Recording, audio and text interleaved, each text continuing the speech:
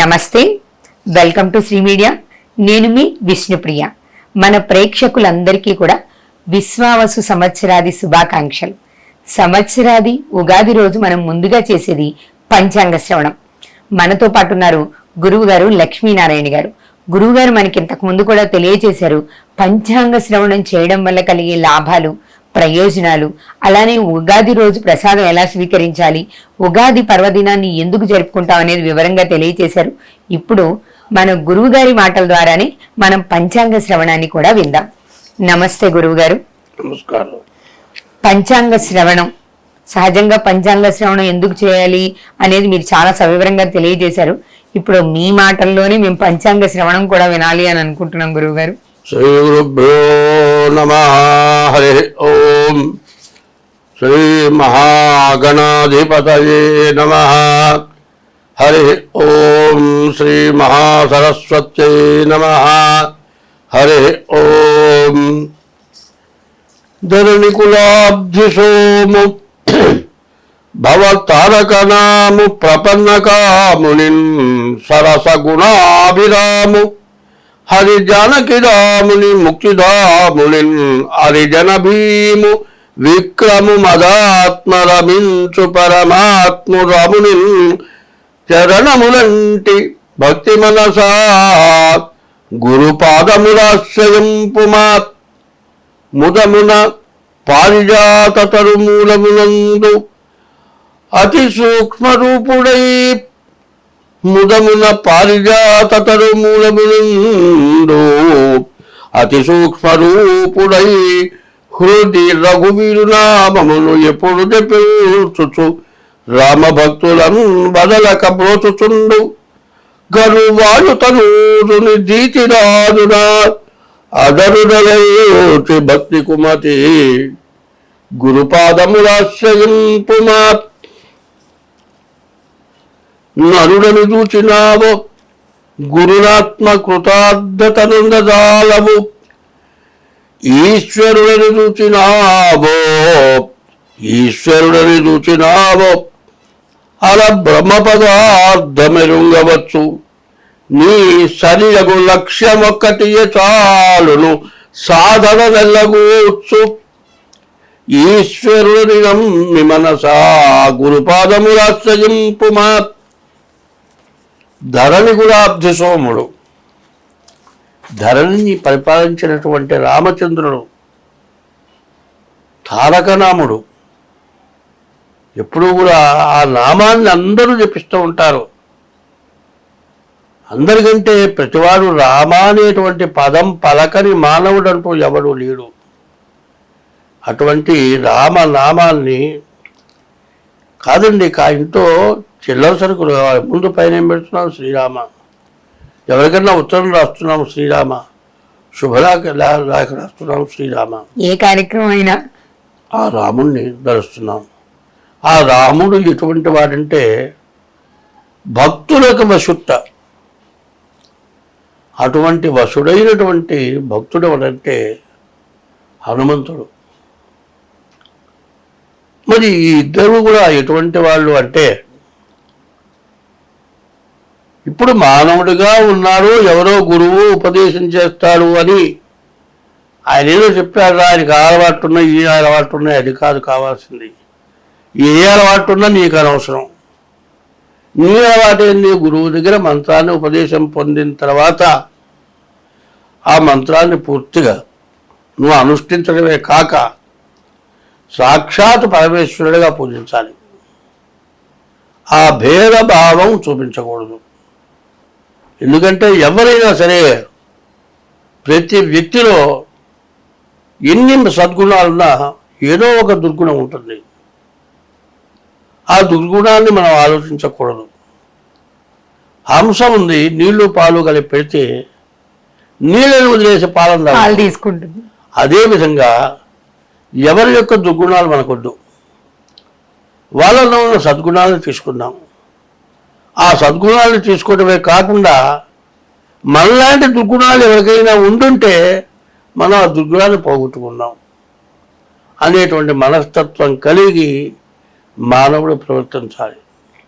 ఈ మానవ ప్రవర్తన ఎట్లాంటిదంటే ఇందాకనే చెప్పాను, గ్రహం, అనుగ్రహం, ఆగ్రహం.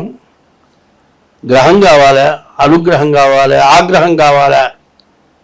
ఇన్నిట్లో మూడోది అనుగ్రహమే కావాలి. మనకు కావాలి అంటే తలకాయ బాల కొట్టేవాడికి దండం పెడితే తలకాయ మీద దెబ్బేయలేడు, అట్లా ఉంటుంది. కాబట్టి కొత్త సంవత్సరంలో మనం దైవాన్ని ప్రార్థిస్తూ మనం భగవంతుడు ఋషుల చేత నిర్ణయింపబడ్డ రాముడు తర్వాత పుట్టగవులపై వాల్మీకి రామాయణం ముందుగా రాశాడు. అటువంటి రాముడిని ప్రార్థించి మనం పంచాంగ శ్రవణం చేద్దాం. ఈ పంచాంగ శ్రవణంలో మొట్టమొదటి సంవత్సరం విశ్వావసు. వసుధ పుట్టి గిట్టని వాడు గలడే. వసుధ అనగా పుట్టి గిట్టని వాడు. పుట్టడం ఈ భూమిలో నుంచే పుట్టాం అందరం తెలుసా. ఈ భూమిలో నుంచి ఎట్ట పుట్టావయ్యా అంటే ఈ ప్రాణి అనేది పోతుంది. ఈ పోయిన ప్రాణి ఏం చేస్తుంది? పైకి వెళ్ళిపోతుంది, సూర్యమండలాన్ని మించే పైకి వెళ్ళిపోతుంది. అక్కడ అమ్మవారు యోగ నిద్రలో ఉంటుంది. మంచి చేసుకున్న వాళ్ళు అక్కడికి వెళ్ళిపోతారు, పాపం చేసుకున్న వాళ్ళు ఇక్కడ ఉన్న కొంత అనుభవించిన చివరికి అక్కడికి వెళ్ళిపోతారు. ఇప్పుడు మానవ జన్మ ఎత్తాం. 84 లక్షల జీవరాశులు ఇందాకే చెప్పుకున్నాం. 84 లక్షల జన్మలు మనం ఎత్తాం. ఈ జన్మ ఎట్లా ఎత్తాము, దేనివల్ల ఎత్తామంటే మనం చేసిన పాప పుణ్యాల వల్ల ఎత్తాం. ఈ ప్రాణి పోయిన తర్వాత పైకి వెళ్ళిపోతుంది. వర్షంలో కలిసి నీళ్ళల్లో పాలు కలిసినట్లుగా నీళ్ళలో ప్రాణి కలిసి భూమి మీదకి వస్తుంది, భూమిలోకి వస్తుంది. ఈ భూమిలో నుంచి వచ్చేటువంటి నీళ్ళు కూడా భూమిలో నుంచి మళ్ళీ వస్తున్నాయి తాగటానికి. ఈ తాగే నీళ్ళల్లో ఈ ప్రాణి కలుస్తుంది. ఈ ప్రాణి దేంట్లో పోతుంది, ఏ జీవరాశిలో పోతుందో తెలియదు. ఆ జీవరాశి చేసుకున్న పుణ్యపాపాల వల్ల ఆ ప్రాణి నీటిలో కలిసి పైనుంచి వర్షించి భూమిలోకి పోయి భూమి ద్వారా తాగడానికి వచ్చిన నీళ్ళ ద్వారా మళ్ళీ జననం. మరి ఈ ఎట్లాంటి జన్మ వస్తుంది అనే దానికి పైన భగవంతుడు, కింద భూదేవత, విష్ణుమూర్తి, లక్ష్మీదేవి. ఈ లక్ష్మీదేవి భూలక్ష్మి. ఈ భూలక్ష్మి నుంచి మనం పుట్టాలి అంటే ఎట్లా పుడుతున్నాము? మనం చేసిన పాప పుణ్యాల వల్ల పుడుతున్నాం. ఈ నీళ్లు ఎవరి కడుపులో పోతున్నాయో ఎవరికి అర్థం కాదు. కానీ 84 లక్షల జన్మలు ఎత్తిన తర్వాత ఎంతో పుణ్యం చేసుకుంటేనే మానవ జన్మ వచ్చింది. ఈ మానవ జన్మ వచ్చిన తర్వాత మానవుడికి ధనాశ, కామిన్యాశ. కామం అనేదానికి తగిన కామం కావాలి. తగని కామం వల్ల నష్టం జరుగుతుంది. మనం ఇంతకంటే ఉత్తమమైన జన్మ కావాలా, ఇంతకంటే నీచమైన జన్మ కావాలా అంటే మనం చేసేటువంటిది చెబితేనే అనుగ్రహం, ఆగ్రహం, గ్రహం. ఈ మూడింట్లో ఏదో మనం ఎంచుకొని ఈ పంచాంగం ద్వారా మనం వింటున్నాం. ఈ పంచాంగానికి 5 ఉన్నాయి: తిథి, వారం, నక్షత్రం, యోగం, కరణం. ఈ 5తో కలిసి ఉంది. అట్లాగే మరి భూమి, ఆకాశము, జలము, వాయువు, ఈ 5 రకాలు. ఈ 5 రకాలతో కలిసిన జన్మ మనకు వస్తుంది. ఈ జన్మ రావాలంటే చేసిన పాప పుణ్యాల వల్ల. ఇప్పుడు మనకు మళ్ళీ భగవంతుడు జన్మనిచ్చాడు. ఈ జన్మనిచ్చినప్పుడు జన్మ సార్థకం కావాలి అంటే ఎక్కడా పొరపాటు జరగకూడదు. ఈ జరిగిన పొరపాట్లు ఏమన్నా ఉంటే దానికి తగినటువంటి దోషం పోవటానికి తగినటువంటి పుణ్యకార్యాలు చేయటం, ఇంతకంటే ఉత్తమమైన జన్మ రావటం. ఇది 2 కాళ్ళ జంతువు మనిషి, పశువు 4 కాళ్ళ జంతువు. 2 కాళ్ళ జంతువు కావాలా, 4 కాళ్ళ జంతువు కావాలా, భూమి మీద పుట్టే జంతువుగా పుట్టాలా, ఆకాశంలో జంతువుగా పుట్టాలా, భూమి లోపల జంతువుగా పుట్టాలా, నీటిలో జంతువుగా పుట్టాలి అంటే అది మన నిర్ణయాన్ని బట్టి ఉంటుంది, మన పుణ్యపాపాలను బట్టి ఉంటుంది. అందువల్ల ఈ పంచాంగ శ్రవణంలో విశ్వావసు ఈ 84 లక్షల జీవరాశుల జన్మలు కూడా ఈ విశ్వావసులోనే ఉన్నాయి. విశ్వం వసు మొత్తం విశ్వం అంతా విశ్వమే అనేది మనం. వసు అంటే భూమి. ఈ మొత్తంలో ఈ భూమి ద్వారా పుడుతుంది. మనం ఎట్లా పుట్టాలి అనేది ఈ సంవత్సరం మనం తెలుసుకోవాలంటే మరి ఈ సంవత్సరం 7 గ్రహాలు పాపగ్రహాలు, 2 గ్రహాలు శుభగ్రహాలతో ఉంది. కాబట్టి ప్రతి చోట కూడా చెడు అనేది ఎక్కువగా జరగడానికి బాగా అవకాశం ఉంది. మరి విశ్వావసునామ సంవత్సరం పంచాంగ శ్రవణం చేద్దాం. తర్వాత శ్రవణమే కాకుండా అనుభవంగా ప్రవర్తించాలి అంటే తెల్లవారుజామున వేపపూత ప్రసాదం తయారు చేసుకొని పూజ చేసి, వేపపూత ప్రసాదం తీసుకొని సూర్య నమస్కారం చేసి, ఆ సూర్యుడిని ఎట్లా నమస్కారం చేయాలంటే ఉదయం బ్రహ్మస్వరూపం, మధ్యాహ్నంతో మహేశ్వరం, సాయంకాలం స్వయం విష్ణు, త్రికాలం వహ దివాకరం. 3 రకాల టైముల్లో 3 మూర్తులు బ్రహ్మ విష్ణు మహేశ్వర స్వరూపంగా ఉన్నటువంటి భగవానుని దర్శించి మనం ఇప్పుడు పంచాంగ శ్రవణం చేద్దాం. ఈ పంచాంగ శ్రవణంలో ముందు ఏమిటంటే ఒక్కొక్క గ్రహానికి ఒక్కొక్క ఆధిపత్యం ఉంది. ఈ ఆధిపత్యంలో ఆదివారం రోజున సంవత్సరాది వచ్చింది. ఏ వారం రోజు వస్తే ఆ గ్రహం రాజు అవుతాడు. ఆదివారం రోజున సంవత్సరాది వచ్చింది కాబట్టి సూర్యుడు రాజు. ఈ సూర్యుడు రాజు అవటం చేత ఏమిటి పరస్పర వైరాలు ఉంటాయి. మేఘాలు చక్కగా వర్షిస్తాయి. నాయకులు ప్రజలకు మధ్య బాగా కలహాలు గొడవలు ఉంటాయి. ఆయుధాల వలన భయం కూడా బాగా ఎక్కువగా ఉంటుంది. దొంగల భయం అంతకంటే ఎక్కువగా ఉంటుంది. చోర అగ్ని భయం, దొంగల భయం, అగ్నితో తగలబడేటువంటి భయం, ఇదంతా సూర్యుడి వల్ల వస్తుంది. తర్వాత మంత్రి చంద్రుడు. ఆదివారంతో తర్వాత వచ్చేది సోమవారం. రేపు మంత్రి చంద్రుడైనాడు.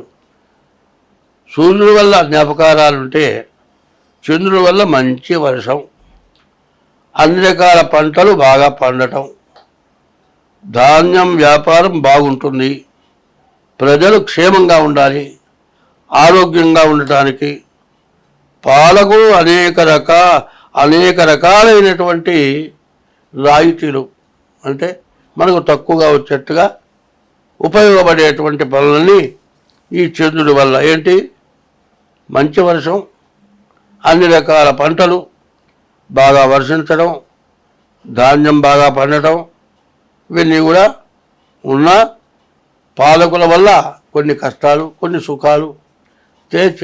సూర్యుడి వల్ల కొన్ని కష్టాలు వచ్చినా చంద్రుడి వల్ల కొన్ని సుఖాలు ఉన్నాయని అనుకోవాలి. సైన్యాధిపతి రవి, మళ్ళీ 2 ఆధిపత్యం కూడా రవికి వచ్చింది.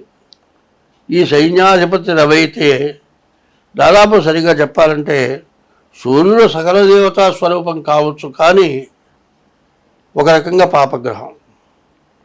పాపగ్రహం అంటే పాపులకు పాపే ఆయన, పుణ్యానికి పుణ్యం చేసుకునేవాడికి పుణ్యుడే.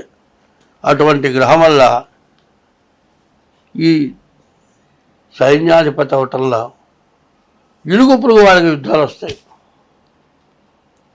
మరి రాజ్యంలో పాలకుల్లో కూడా యుద్ధాలు వస్తాయి. ప్రపంచ దేశాల్లో యుద్ధాలు వస్తాయి. అట్టా వచ్చి ఇట్టా వచ్చి 2 దేశాలు కొట్టుకోవటం మొదలుపెట్టి చివరికి ఒక దేశానికి 4 దేశాలు కలిసి, ఇంకో దేశాలకు 5 దేశాలు కలిసి, ఇట్లా విపరీతమైన యుద్ధాలు రావటానికి, చాలా కష్టాలు కలగటానికి చాలా అవకాశం ఉంది. ఎట్లా ఉందంటే మంట మండుతుందండి, కట్టెలు మంటేసాం, దాంట్లో కాస్త నెయ్యో నూనె పోసాం అనుకోండి, ఇంకా మంట పెరుగుతుంది. అట్లాగే యుద్ధాలు అట్లాంటివి తయారు సిద్ధంగా ఉన్నాయి. కాబట్టి రాజు కంటే ప్రజలు మంచి జ్ఞానం కలిగి ప్రవర్తించాలి. మరి ప్రపంచ దేశాల యొక్క పరిస్థితి ఎట్లా ఉందంటే, ఇంతకుముందు జరిగింది రష్యా పక్క దేశం యుక్రెయిన్ వాళ్ళకి ఉక్రెయిన్. రష్యా ఉక్రెయిన్ ఎక్కడివి? రెండు ఒకటే దేశం. వాళ్ళల్లో వాళ్ళు విడబడదాం అనుకున్నారు. ఒక తండ్రికి పుట్టిన సంతానం అన్నదమ్ములు విడబడ్డారు. వాళ్ళలో కొద్దిగా తేడాలు ఉన్నాయి. మరి రష్యా ఎందుకు పైకి రావాలి? నాశనం అయిపోవాలి. సరే, రష్యా స్వభావం ఏంది? మనకంటే ఇది పెరిగిపోతుందేమో. ఉక్రెయిన్ రష్యా గురించి దీనివల్ల రష్యా భ్రష్టత్వం పట్టింది, ఉక్రెయిన్ భ్రష్టత్వం పట్టింది. అయితే రష్యా భ్రష్టత్వం పట్టినా మళ్ళీ పైకి రాగలదు, మరి ఉక్రెయిన్ కూడా భ్రష్టత్వం పట్టినా పైకి రాగలదు. కానీ ఇటు కొంతమంది అటు కొంతమంది చేసి ఆయుధాలు ఇచ్చి యుద్ధం చేయించి వాళ్ళ యొక్క అహంకారాన్ని అడగొట్టారు. ఇప్పుడు కూడా అట్లాంటి రోజులు రాబోతున్నాయి. కాబట్టి ఈ సైన్యాధిపతి రవి అవటం చేత ఇట్లాంటి యుద్ధాలు, అంతర్యుద్ధాలు ప్రజల్లో, కుటుంబ సభ్యుల్లో, రాజ్యాల్లో, విదేశాల్లో ఇట్లాంటివన్నీ కూడా రావటానికి సిద్ధంగా ఉంది. సస్యాధిపతి గురువు. సస్యాలంటే పండేటువంటి పంటలు, ఉలవలు, గోధుమలు, శనగలు ఇవి పూర్ణంగా బాగా పండుతాయి. మరి సస్యాల్లో బంగారం ధర బాగా పెరుగుతుంది. పసుపు రంగు నెల బాగా పండుతుంది. వర్షం బాగా ఎక్కువగా ఉంటుంది. గోదావరి నదులు పొంగి ప్రవహిస్తాయి. ఇది ఈ సస్యాధిపతి గురువు. అయితే గురువు ఎటువంటి వాడు అంటే, ఎంత చెడుగా జరిగినా కూడా దాన్ని చెడు కాకుండా మంచి జరిగేట్టుగా చూసేవాడు గురువు. ఈ గురువు వల్ల అన్నీ మంచిగా జరుగుతాయి అనుకోవాలి. ధాన్యాధిపతి కుజుడు. ఈ ధాన్యాధిపతి కుదురవడం చేత మరి పంటలు బాగా పండుతాయి. ముళ్ళు ధాన్యాలు, స్వల్ప ధాన్యాలు బాగా పండుతాయి. ఎర్ర నేలలు బాగా పండుతాయి. రైతుల మధ్య విభేదాలు, మరి రైతు సంఘాలు విడిపోతాయి. పంటలు కొన్ని విధాల కీటకాలు, పురుగుల వల్ల పాడైపోతాయి. ఈ ధాన్యాధిపతి కుజుడవటం చేత ఇదంతా జరుగుతుంది. అయితే అసలు మొత్తం మీద ఈ పంచాంగ శ్రవణంలో వచ్చేది ఏమిటయా అంటే, కలిసి ఉండాల్సిన వాళ్ళకి తగాదాలు వస్తాయి. భార్యాభర్త మొట్టమొదటి లెక్క. భర్తకి భార్య, భార్యకి భర్త సహకరించినట్లే అంటేనే బాగుంటుంది. రాజుకి మంత్రి, మంత్రికి రాజు సహకరిస్తేనే బాగుంటుంది. ఇప్పుడు రాజు అంటే రాష్ట్రపతి, మంత్రి అంటే ప్రధానమంత్రి. నీకు ఎక్కువ అధికారం ఎందుకు ఉండాలి, నాకు ఎక్కువ అధికారం ఉండాలి అనేటువంటిది మన ఇండియాలో మొదటి నుంచి వస్తూనే ఉంది. రాష్ట్రపతికి ఎప్పుడు కూడా ఇబ్బందులు జరుగుతూనే ఉన్నాయి. రాష్ట్రపతికి మంచి అవకాశం ఎప్పుడు దొరుకుతుందా రాష్ట్రపతి చూస్తూనే ఉన్నాడు. అవకాశం దొరికినప్పుడు రాష్ట్రపతి పాలన పెడుతున్నారు, ప్రజాపాలన పోతుంది. ఇటువంటిది రాకుండా ఉండాలంటే ప్రజాపాలన అంటే మంత్రులు జాగ్రత్తగా అందరూ ఉండాలి. కుటుంబ సభ్యులందరూ కూడా బాగా కలిసి మంచిగా ఉండాలి. ఏమాత్రం తేడా వచ్చినా పెంచుకోకుండా ఉండాలి. పెంచుకుంటే మాత్రం విడిపోవటానికి పూర్తిగా మళ్ళీ కలవలేని పరిస్థితి వచ్చేట్టుగా కూడా ఉంది. కాబట్టి దేశం కానీ ప్రజలు కానీ అందరూ బాగుండాలి అంటే కుజుడు రక్త సంబంధమైన వాడు. కొద్దిగా రక్తం వస్తేనే భయపడతాం. ఒక చెయ్యి ఉందనుకోండి, ఏదో కత్తితో సాంతం తెగితే రక్తం కాలుతుంటే వాడికంటే ముందు మనం పడిపోతాం, చూసి పడిపోతాం. అటువంటి కుజుడు రక్త సంబంధమైన వాడు. దానివల్ల ఇటువంటి సమస్యలు పూర్ణంగా ఫలిస్తాయి. కానీ ఎటువంటివి? ముళ్ళు ధాన్యాలు ఫలిస్తాయి. మరి దీన్ని ఏమంటారు? పువ్వు, గులాబీ పువ్వు. గులాబీ పువ్వు ఎంత బాగుంటుంది, ఆకు ఆ పువ్వు రెక్క ఎంత పలచగా ఉంటుంది, కాస్త గాలి తగిలితే రాలిపోతుంది. ఆ పువ్వు తలలో పెట్టుకునేటప్పుడు కూడా ఎంతో బాగుంటుంది, 5 నిమిషాల తర్వాత దాని మాడిపోతుంది.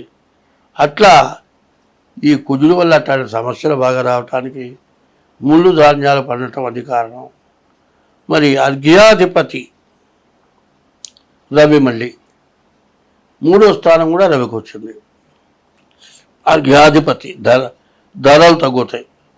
అల్పవృష్టి అంటే వృష్టి బాగానే ఉంటుంది, పంటలు పండకూడని చోట వర్షాలు కురుస్తాయి. పండని చోట సముద్రాలు కురిస్తే మనకేం లాభం, నదుల్లో కురిస్తే మనకేం లాభం, కొండల మీద కురిస్తే మనకు లాభమే.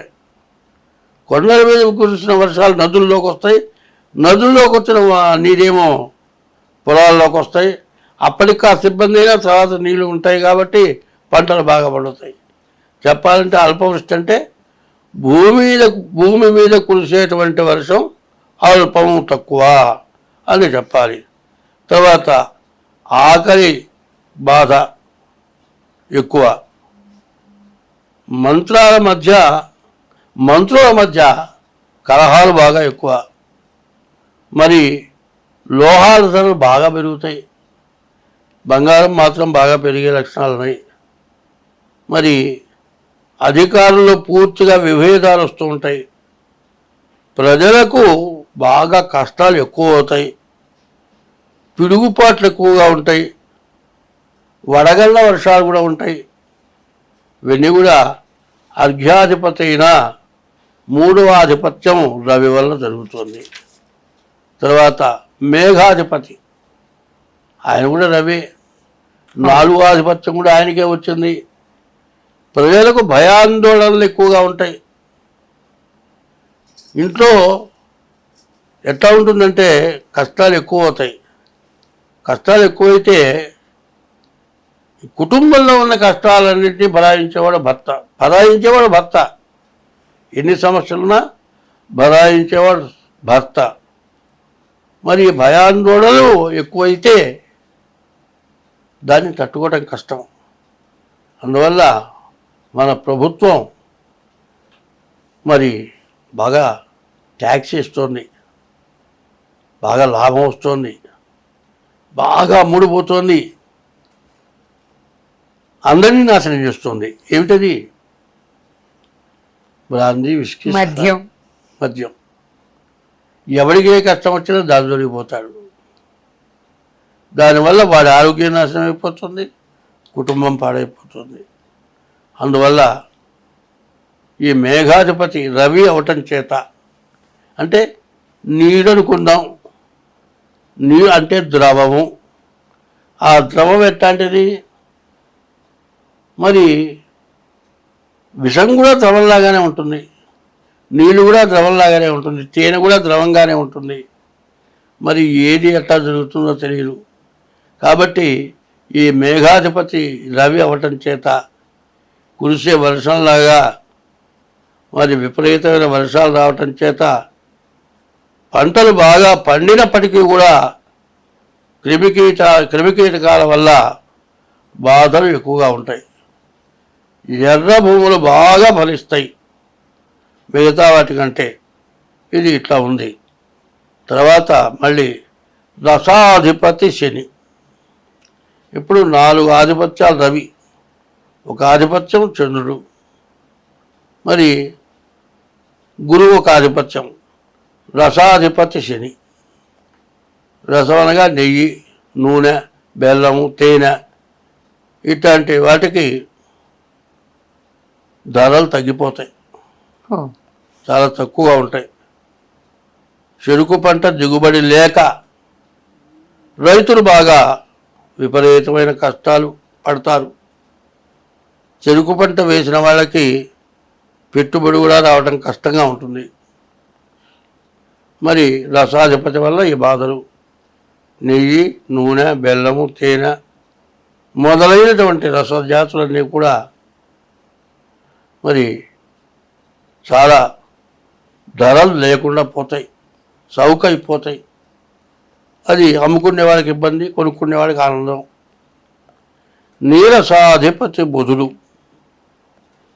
దానివల్ల మరకతాలు, మరకతము అనగా అర్థం ఏంటి?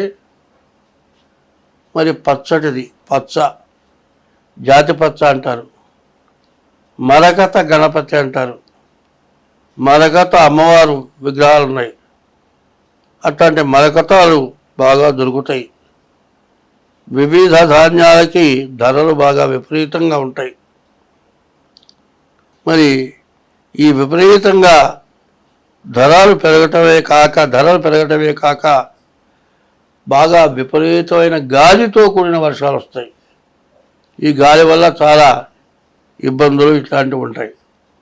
ఇది ఈ 9 గ్రహాల్లో చంద్రుడు ఆధిపత్యం 1, కుజుడు ఆధిపత్యం 1, బుధుడు ఆధిపత్యం 1, గురువు ఆధిపత్యం 1, శని ఆధిపత్యం 1.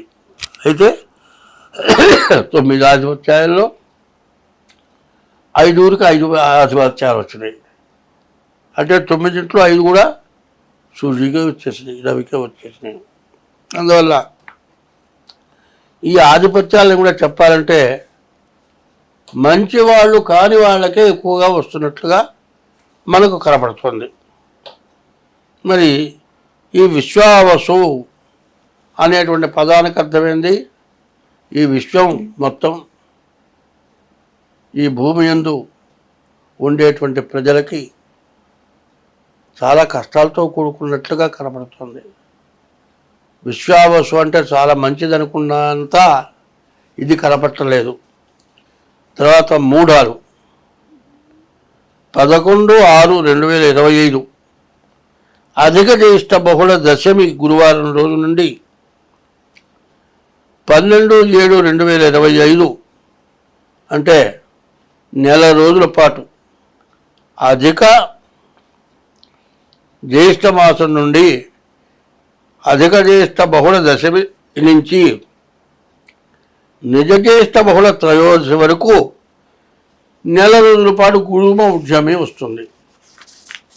సరిగా చెప్పాలంటే ఈ గురుమౌఢ్యమి వల్ల రకరకాలైనటువంటి శుభకార్యాలు చేయటానికి అవరోధం కలుగుతుంది. తర్వాత మార్గశిర శుద్ధ ద్వాదశి మంగళవారం నుంచి మాఘశుద్ధ అష్టమి ఆదివారం వరకు మార్గశిరం, పుష్యం, మాఘం 3 నెలల పాటు శుక్రమౌఢ్యమి. మార్గశిరంలో అసలు ముహూర్తాలు ఉండవని చెప్పాలి. తర్వాత పుష్యమాసం అసలు శూన్యమాసం, ముహూర్తాలు ఉండవు. మాఘమాసం కూడా ముహూర్తాలు ఉండవు. శుభకార్యాలు మార్గశిర మాసంలో, మార్గశిర మాసం ఎప్పుడు కూడా ఏం చేయాలంటే శుక్రమౌఢ్యమి శుద్ధ ద్వాదశి అంటే పౌర్ణమి నుంచి ద్వాదశి లోపల, మార్గశిర శుద్ధ పాడ్యమి నుంచి ద్వాదశి లోపల మాత్రం మంచి ముహూర్తాలు ఉంటాయి. తర్వాత మాఘమాసం వరకు పూర్తిగా ముహూర్తాలు ఉండవు. సరిగ్గా చెప్పాలి అంటే చైత్రమాసం, పాల్గొన మాసం శుభముహూర్తాలు లేకుండా విడిచేయమని శాస్త్రం ఉంది. మౌఢ్యాలు ఉన్నా కూడా విలువదగింది అని చెప్పాలి. అందువల్ల మార్గశిరం, పుష్యం, మాఘం, పాల్గొనం సంవత్సరంలో 12 నెలల్లో 4 నెలలు ముహూర్తాలు లేకుండా పోతున్నాయి. తర్వాత చంద్రగ్రహణం 7/9/2025 భాద్రపద బహుళ తదియ రాహుగ్రస్త చంద్రగ్రహణం. మరి ఇది సంపూర్ణ చంద్రగ్రహణం. స్పర్శకాలం రాత్రి 9 గంటలకి, నిమీలన కాలం రాత్రి 10:59కి, మధ్యకాలం రాత్రి 11:41 ఉన్మీలన కాలం రాత్రి 12:22. అంటే 9 గంటలకు ప్రారంభమైనటువంటి చంద్రగ్రహణం 10, 11, 12:30 అంటే 3 గంటలన్నర దాదాపు ఉంటుంది. మోక్షకాలం 1:26. గ్రహణం పూర్వ భాద్ర నక్షత్రంలో వస్తుంది. ఈ గ్రహణం ఉంటే దేశాలకు రకరకాలైన బాధలు ఎక్కువగా ఉంటాయి. కాబట్టి ఎక్కువగా 3 గంటల చిల్లర 4 గంటలు వస్తుంది ఈ గ్రహణం. దీన్ని మంత్రానుష్ఠానాలు చేసేవాళ్ళు ఆ రోజుల్లో ఉపవాసం ఉండి రాత్రిపూట అనుష్ఠానాలు చేసేవాళ్ళు ఉంటారు. అది చేయటం వల్ల దేశానికి సుభిక్షం అరిష్టం పోయి సుభిక్షం వస్తుంది. అట్లాగే రెండోది చంద్రగ్రహణం ఉంది. 3వ తారీఖు మార్చి నెల 2026 పాల్గొన శుద్ధ పూర్ణిమ. ఆ రోజు కూడా గ్రహణం ఉంది. కేతుగ్రస్త గ్రహణం, అదేమో రాహుగ్రస్త గ్రహణం, ఇది కేతుగ్రస్త గ్రహణం వచ్చింది ఈ సంవత్సరం. ఇవి ఈ విధంగా ఉన్నాయి. అయితే ఇప్పుడు మరి ఆదాయాలు వ్యయాలు కాకుండా వచ్చేది ఎంత, ఖర్చు అయ్యేది ఎంత, మంచి ఎంత, చెడంత, ఇది మనం చూసుకోవాలి. ఇది కందాయ ఫలాలు అంటారు. కందాయ ఫలాలు. ఈ కందాయ ఫలాలు ఎట్లా ఉంటాయంటే 12 నెలలు కందాయ ఫలాలు 3, మరి 4 నెలలకు వస్తుంది ఒక కందాయం. 4 3 12 నెలలు వస్తుంది.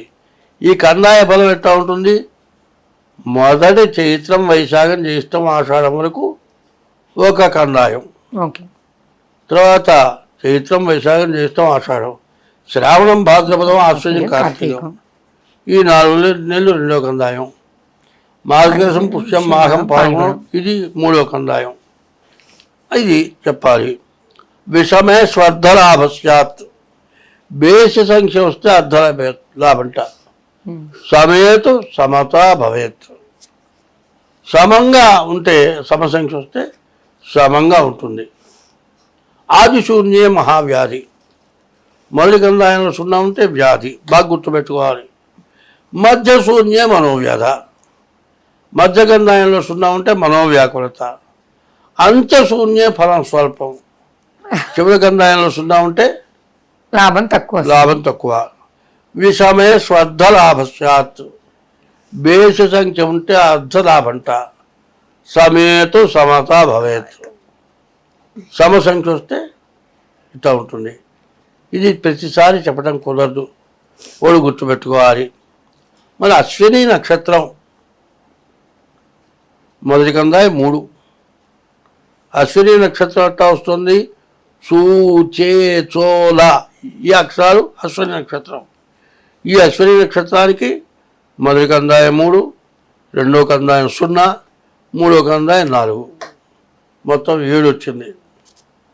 సగమే లాభం. తర్వాత భరణి నక్షత్రం ఉంది. మొదటి కందాయం 6, రెండో కందాయం 1, 3వ కందాయం 1, మొత్తం 8. సమేతు సమతా భవేత్. 3వ కందాయం కృత్తికా నక్షత్రం. ఇది కూడా మొదటి కందాయం 1, రెండో కందాయం 2, 3వ కందాయం 3, మొత్తం కలిపి 6. సమేతు సమతా భవేత్. తర్వాత రోహిణి నక్షత్రం ఉంది. మొదటి కందాయం 0, రెండో కందాయం 0, 3వ కందాయం 0, 4 సమం కాబట్టి సమేతు సమతా భవేత్. మరి మధ్యశూన్యే ఫలం స్వల్పం, మధ్యశూన్యే మనోవ్యధ, అంత్యశూన్యే ఫలం స్వల్పం. ఇది ఈ 0 వల్ల ఈ పరిస్థితి. తర్వాత మృగశిర, మొదటి కందాయం 7, రెండవ కందాయం 1, 3వ కందాయం 2, 7 3 10, సమేతు సమతా భవేత్. మరి ఆర్ద్ర నక్షత్రం ఉంది. ఇది మొదటి కందాయం 2, రెండో కందాయం 4, 3వ కందాయం 4, మొత్తం 10. సమానమైన ఫలితం. మరి మృగశిర మొదటి కందాయం 5, రెండవ కందాయం 0, 3వ కందాయం 1, మరి మొత్తం 6 వచ్చింది. సమేతు సమతా భవేత్. మరి పుష్యమి నక్షత్రం మొదటి కందాయం 0, రెండో కందాయం 1, 3వ కందాయం 3, తర్వాత 3 1 4 గంట సమానమైనటువంటి పద్ధతి కనబడుతోంది. ఆశ్లేష మొదటి కందాయం 3, రెండో కందాయం 2, మూడో కందాయం 0, 5. మరి బేసి అర్ధలాభం. మరి మఖా నక్షత్రం మొదటి కందాయం 6, రెండో కందాయం 0, మూడో కందాయం 2. కాబట్టి 6, 2, 8 వచ్చే ఆదాయం ఖర్చు సమానం. తర్వాత పుబ్బా నక్షత్రం మొదటి కందాయం 1, రెండో కందాయం 1, మూడో కందాయం 4, మొత్తం 6 వచ్చే ఆదాయం ఖర్చు సమానం. ఉత్తరా నక్షత్రం మొదటి కందాయం 0, మొదటి కందాయం 4, రెండో కందాయం 2, మూడో కందాయం 1, 4, 3, 7 వచ్చిన దాంట్లో సగమే మిగిలేది. తర్వాత అనురాధ నక్షత్రం మొదటి కందాయం 1, రెండో కందాయం 1, మూడో కందాయం 1, 5 వచ్చింది బేస్ సంఖ్య. వచ్చే ఆదాయంలో సగమే మిగులుతుంది. జ్యేష్ఠ 6, మొదటి 6 సంఖ్య, రెండో కందాయం 2, మూడో కందాయం 3, 6, 2, 8, 3, 11 వచ్చే ఆదాయంలో ఖర్చు సగం ఉంటుంది. మరి మూలా నక్షత్రం మొదటి కందాయం 1, రెండో కందాయం 0, మూడో కందాయం 0. ఈ 3 వచ్చేప్పటికల్లా 1 కాబట్టి బేసిక్ కిందే లెక్క. వచ్చే దాంట్లో ఆదాయం తక్కువ. పూర్వాషాఢ నక్షత్రం మొదటి కందాయం 4, రెండో కందాయం 1, మూడో కందాయం 2, మొత్తం 4, 3, 7 కాబట్టి వచ్చే ఆదాయంలో సగమే మిగులుతుంది. ఉత్తరాషాఢ నక్షత్రం 7, మొదటి కందాయం 7, రెండో కందాయం 1, రెండో కందాయం 2, మూడో కందాయం 4. ఈ మొత్తం కలిసేపటికి 7, 2, 9, 4, 13. 13 అంటే బేస్ సంఖ్య కాబట్టి వచ్చే ఆదాయంలో సగమే మిగులుతుంది. శ్రవణ నక్షత్రం మొదటి కందాయం 2, రెండో కందాయం 0, మూడో కందాయం 1, 3 కాబట్టి బేస్ సంఖ్య. ఇది కూడా వచ్చే దాంట్లో సగమే మిగిలేది. ధనిష్ట నక్షత్రం మొదటి కందాయం 5, రెండో కందాయం 1, మూడో కందాయం 3, 6, 3, 9 కాబట్టి ఇది చాలా విశేషమైన సంఖ్య. వచ్చే ఆదాయం కంటే నష్టం వచ్చిన తర్వాత మంచి జమయ్యే ఖర్చులు వస్తాయని మాత్రం గట్టిగా చెబుతా. 9 సంఖ్య వచ్చినవి చాలా తక్కువ. తర్వాత శతభిష నక్షత్రం మొదటి కందాయం 0, రెండో కందాయం 2, మూడో కందాయం 0, మధ్య కందాయం 2 కాబట్టి సమసంఖ్య. ఆదాయం కంటే ఖర్చు సగం, ఆదాయంలో సగం ఖర్చు. పూర్వభాద్ర మొదటి కందాయం 3, రెండో కందాయం 0, మూడో కందాయం 2, 5 కాబట్టి ఇది కూడా వచ్చే ఆదాయంలో సగం ఖర్చు. ఉత్తరాభాద్ర మొదటి కందాయం 6, రెండో కందాయం 1, మూడో కందాయం 4, 6, 7, 4, 11 కాబట్టి బేస్ సంఖ్య. వచ్చే ఆదాయంలో సగమే మిగులుతుంది. రేవతి నక్షత్రం మొదటి కందాయం 1, రెండో కందాయం 2, మూడో కందాయం 1, 4 వచ్చే ఆదాయం ఖర్చు సమానం.